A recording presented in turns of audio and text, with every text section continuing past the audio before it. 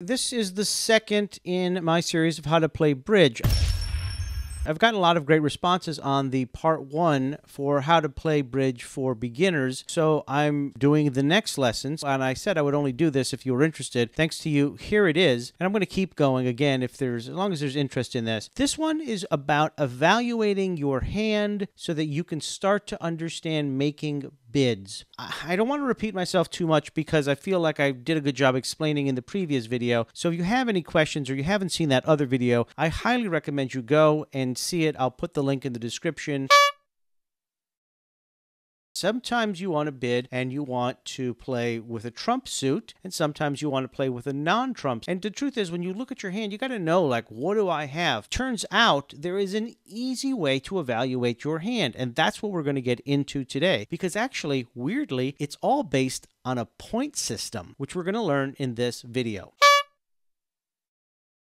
So what makes a good balanced hand? Well, a good balanced hand actually is a hand that has an equal number of each of the 4 suits. And if you do some of the math here and you think about it, well, there's, 4 people playing, there's 52 cards, there's 13 of a suit around. If you had a balanced hand would be 3 cards of 3 of the 4 suits and a 4th card of 1 of the 4 suits. That would be a balanced hand. Fortunately or unfortunately, that is not how it always goes when your cards are dealt. So when you look at something, you've got to know, is my hand balanced or is my hand not balanced? Because if your hand is balanced, you want to start moving more towards, say, a non-trump or traditional type of bridge game where you're just playing tricks with no trump card. However, if your hand is not balanced, then you want to think about, do I want to play with a trump card? And if so, what suit? And that gets into the whole bidding and communication thing. So let's just say, what is a balanced hand? What would be a great no trump hand? Look at it like this. You can't have any voids, meaning if you look at your hand and you don't have all 4 suits, it's not a balanced hand. If you look at your hand and you've only got 1 of a suit, it's not a balanced hand. And I'm going to say then, just to make it simple, that if you have only one situation where you have 2 and everything else is balanced, like you have 3, 3, 3, then you're starting to get more into a good balance that's acceptable. But that's not all of what makes a balanced hand, because what also makes a balanced hand is what they call the high honors cards.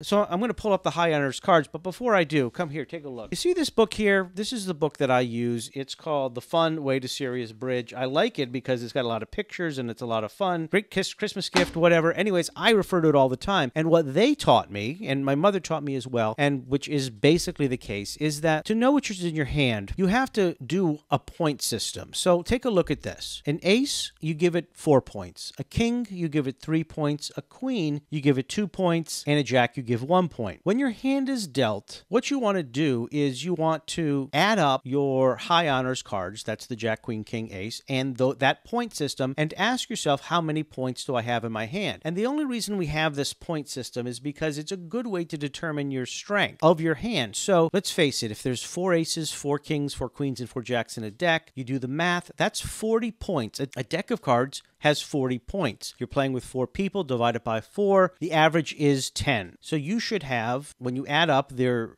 hands, you should have 10 points. If you have less than 10 points, you have a very weak hand. If you have 10 points, you got an average hand. But if you start to get up to, say, 13 if you really get up to 14 points or more, you have an above average hand, and that's important. And we're going to get into this a little bit more in a second. So let's take a look at some examples here. Take a look at this first one, number 1. Let's say you were dealt this. First, let's go up and add how many points is in that hand. Well, you've got an ace here, a king here, a queen, and a jack. That's 10 points. This is what I would say is an average hand. If I look down here, I see there's only 2 spades, a 10 and a 2, and there's only 2 clubs, a 5 and a 3, and then there are 6 diamonds. So this is an average hand, but it's not a balanced hand. And it's important to go through a few more of these examples. So let me keep going. Let's look at this next one here. You've got a couple of aces, you've got a king, a queen, you got a jack. Can you do the math and tell me how many points that is?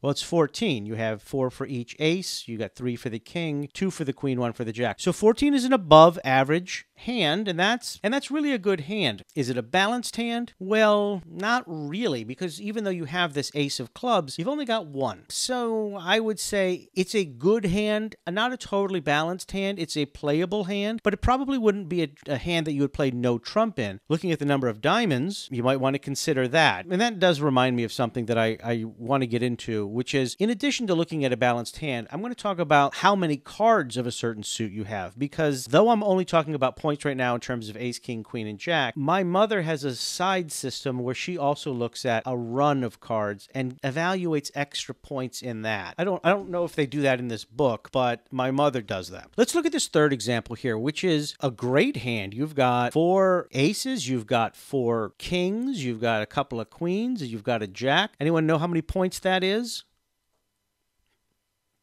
If you said 33, give yourself diploma in math because you're correct. This is an amazing hand. But remember, there's only 40 points total. And the fact that you've got 33 points, this is once in a blue moon, unheardovly good hand. Is it balanced? Like I said, as long as you have no voids, no singletons, and no more than one double, and we have one double, this is a excellent balanced hand. This would be a no trump slam dunk hand where you would probably, you'd probably win 12, 13, you could win the whole damn thing with this. So let's look at the fourth one here. How many points do you have? Well, it's kind of easy to add up because there's only one queen and one jack, and that would mean you only have 3 points. You have no hearts at all, and this is not only a weak hand, this is also an unbalanced hand. So let me actually then say, how do you know when you should take a bid? If you don't have at least 12 points, do not bid. You pass. So in the examples I gave you, if you were the first one, you would pass because 10 points is average. It's just not enough to aggressively come in and make a bid. If you were at number 4, you really can only pass. But if you had the second one and you had that third one, not only should you make a bid, you must make a bid because you have to let your partner know, hey, I've got points here right out of the gate. So let's go ahead and take a look at the hand here. I see we have 3 spades. We have 1, 2, 3, 4 hearts, 3 clubs, and 3 diamonds. Is it a balanced hand? Yeah, it's a perfectly balanced hand. Now let's take a look at the point system. 1 ace, 1 king, which is 7, 2 queens, which is another 4 points, 11, 2 jacks, 2 points, 13. You would want to open with a bid. Now, you wouldn't want to open with an aggressive bid here, but I think you certainly could open with a 1-something bid. And if we want to look at what suit you want to go with, well, this is where I want to go back to what I said before.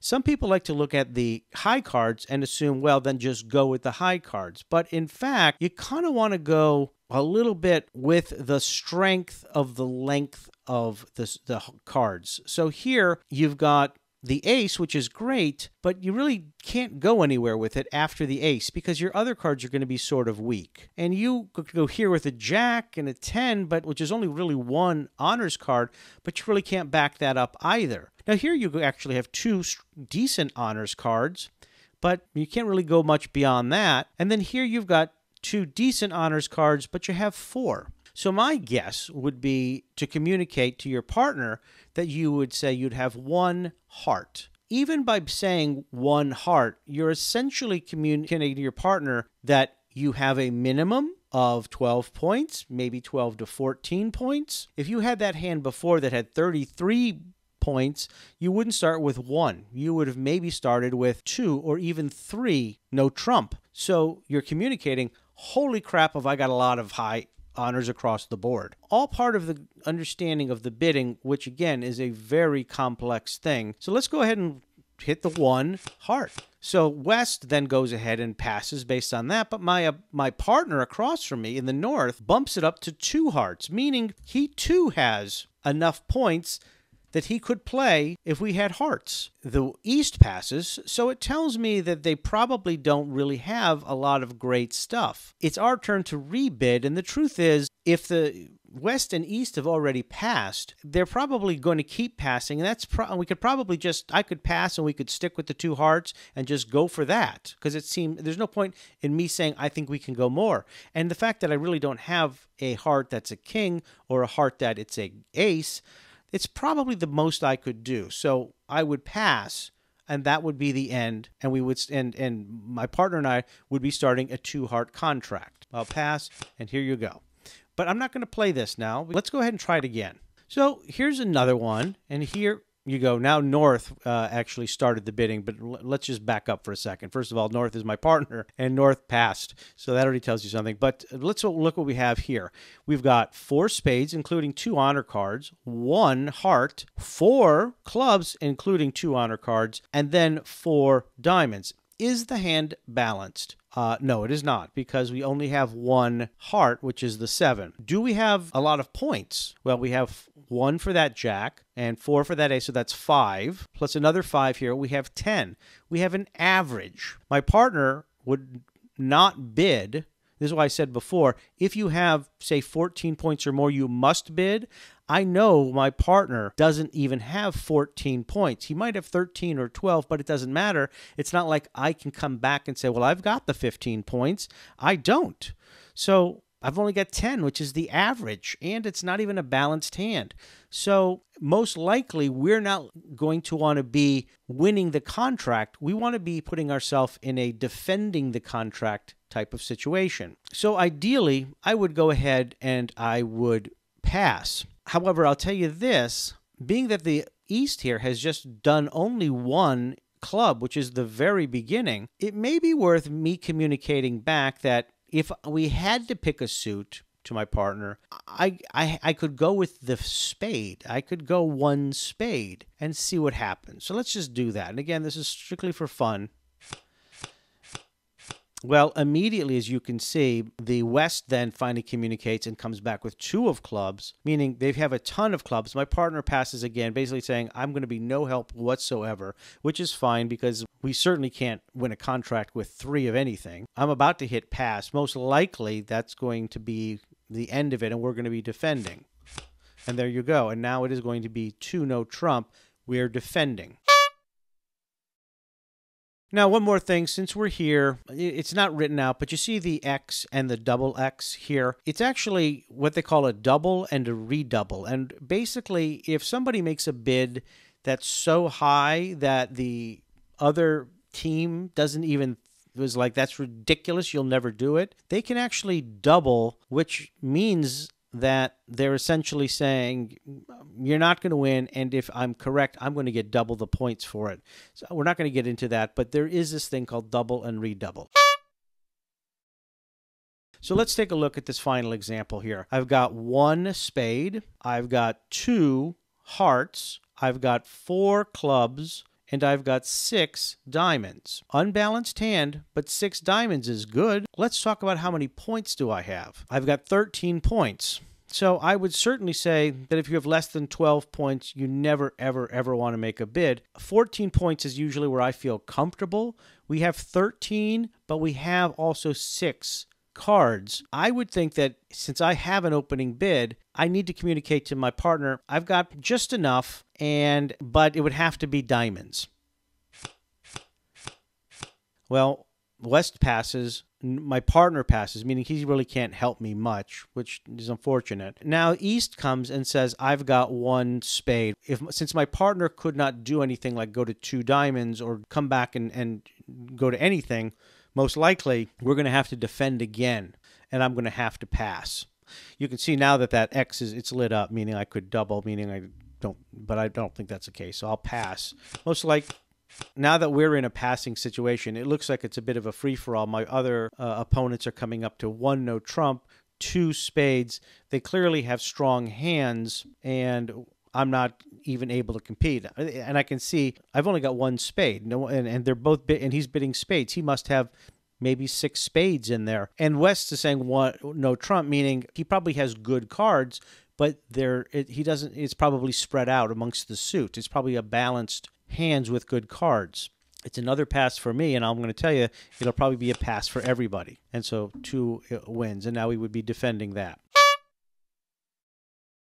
Before we go, I want to just come back to this, because this is exactly what we're talking about here in this, which is talking about bidding. Up to 15 points, it's talking about opening bids. How many points do I have? If you have 16 points, you have to make a bid. And it's showing how you communicate with your partner by not speaking. And then it gets into things like responding to bids, how to get into a no Trump situation, responding to your partner's one opening bid. And it gets into all kinds of things, like I said before, the double or the redouble. It's a simple book. It's an easy book. I hope you'll stick with me and learn, but if you really wanted to just go ahead and dive in, to me, this is the book that taught this is the book my mother gives out at Christmas to everybody. Hope this lesson helped. I'm going to keep going if you're interested. Also, if you want to know how to play cribbage, canasta, you want to learn how to play checkers, chess, backgammon, you want to learn how to play craps, you want to learn how to play blackjack, go ahead. I've got it all on my channel. Subscribe. Thank you for being here. I'm doing this out of a labor of love. If you want to join or leave one of those likes or super likes where you give me $1, hey, I wouldn't mind. Thank you so much.